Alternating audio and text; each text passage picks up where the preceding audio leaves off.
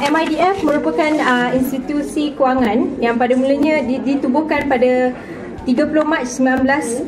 Jadi kami telah berada lebih kurang 54 tahun. Kami juga adalah subsidiary, 100% subsidiary of Permodalan Nasional Berhad PNB sejak tahun 2008.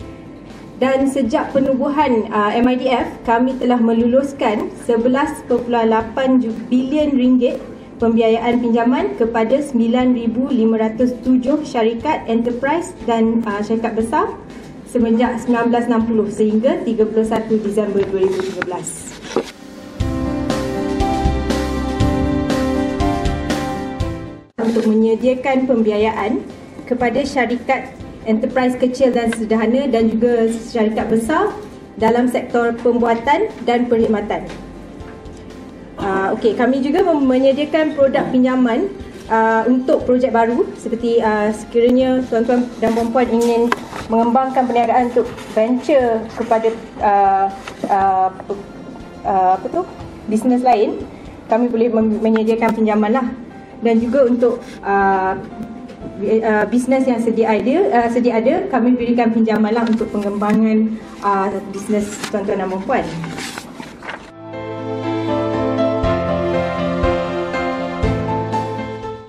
Dana-dana yang kami terima adalah daripada MITI, SME Corp dan juga MIDA dan kami uruskan. Walaupun dana-dana ini diterima daripada 3 agensi ini, tuan-tuan dan puan-puan harus boleh datang terus ke MIDF untuk mendapatkan pinjaman. Tak perlu pergi ke SME Corp atau MITI atau MIDA. Terus datang kepada kami akan buat proses penilaian dan juga pinjaman akan diluluskan di peringkat MIDF dan disalurkan ke syarikat tuan-tuan dan puan-puan.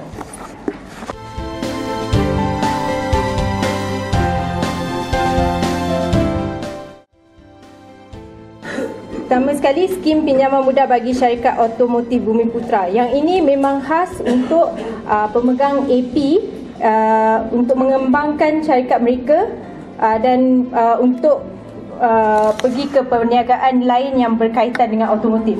Maksudnya di sini, sekiranya sekarang ni tuan-tuan dan puan-puan memang jual kereta yang import, betul?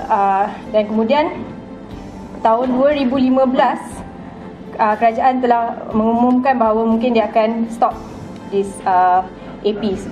Jadi kita tak tahu apa akan berlaku. Jadi kita nak menggalakkan syarikat-syarikat tuan-tuan dan puan-puan untuk pergi ke bisnes lain. Contohnya, sebagai contoh, untuk membuka 3S Center ataupun untuk ambil dealership. Contohnya macam Toyota atau Hyundai atau Honda. Dan tuan-tuan dan puan-puan boleh membuka perniagaan tersebutlah dan untuk mengadakan 3S Center. Itu salah satu daripada objektif dana ini. Dan juga objektif seterusnya adalah untuk mengekalkan dan meningkatkan penyertaan Bumiputra dalam industri otomotif.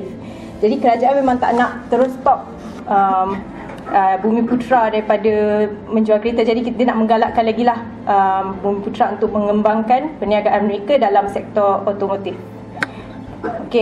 Kriteria utamanya hanya terbuka kepada pemegang AP terbuka dan syarikat usaha sama sekurang-kurangnya 30% equity saham dimiliki oleh pemegang AP terbuka dan juga mempunyai lesen premis yang sah. Ciri-ciri pembiayaan adalah untuk pembiayaan tanah industri, bangunan komersial dan kilang sehingga 25 tahun pinjaman bayaran. Untuk pembiayaan mesin, peralatan dan kenderaan perniagaan sehingga 7 tahun. Bagi pembiayaan modal kerja, tempoh sehingga 3 tahun.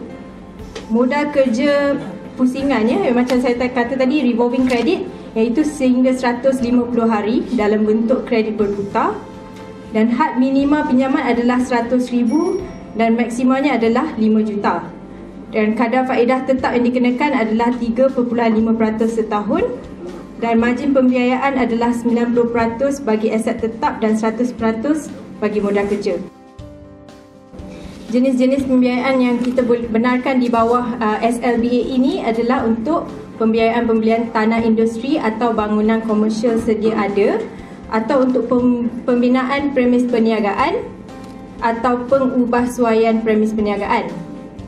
Kemudian juga untuk pembinaan atau pengubahsuaian pusat servis kenderaan, pembelian mesin, peralatan atau perkakasan ICT seperti hardware dan software, pembayaran bagi yuran franchise sekiranya tuan-tuan dan puan-puan mengambil franchise daripada contohnya Toyota, Honda dan sebagainya, dan juga pinjaman untuk modal pusingan.